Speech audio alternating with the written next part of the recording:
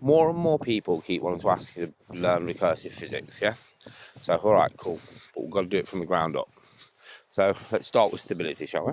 Yeah? Okay, the minimum stable points of a system is 3. Look at a tripod. Anything under that is inherently unstable.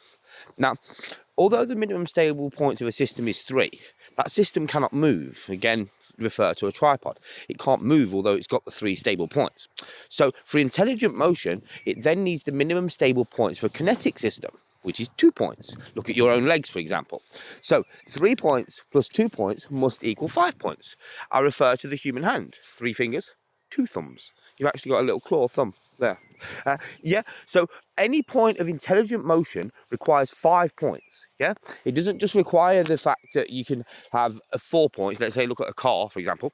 It needs that 5th point, the steering wheel, for intelligent motion. Let's look at a bird, for example. It's got 2 legs, it's got 2 wings. Without the beak, it doesn't have the dexterity.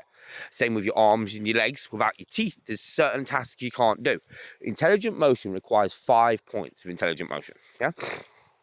Now, on top of this, we then put ZKP rigor. And what that means is zero knowledge proof. So that means that anything that we do, it must be 10-10 maths, it must be 3-point provable, it must be externally validated, and it must be abstraction checked, and it must have no cherry picking. If we stick to these first basic rules, a lot of human fallacy can be pulled out really, really quick. Then what we do is we use a new system called logic, yeah? It's called logic C. And what this means is logic A is a fact, a house.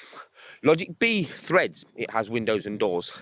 Logic C, it must end cleanly, it has a roof. Now, what tends to happen with humans is they have a logic C mess, which is where they'll go, let's look at the Phoenix, for example. That's a good example. So with the Phoenix, what they've done is they've got logic A, something brings life and death back. Logic B, sounds a bit like lava. Logic C, no, it's a bird, it's got wings, it's a phoenix. The logic C, humans, what they do is they force loop closure. We are recursive beings, which means what we do is we actually loop. We don't make step A, step B, step C, as it's always taught to you. What that happens is you go step A, but you learn from step A before step B, and you make a loop. And everything you do in between that loop is your breathing, it's your heartbeat, and everything in between the A to B that humans don't perceive. Yeah, this is what I call Z time. And the reason I call it Z time, for want of a better word, is because instead of going A, B, C, you go A to Z. B to Z, C to Z, and you actually loop in between each step, learning from the previous step. Now, believe it or not, maths is actually really, really slow.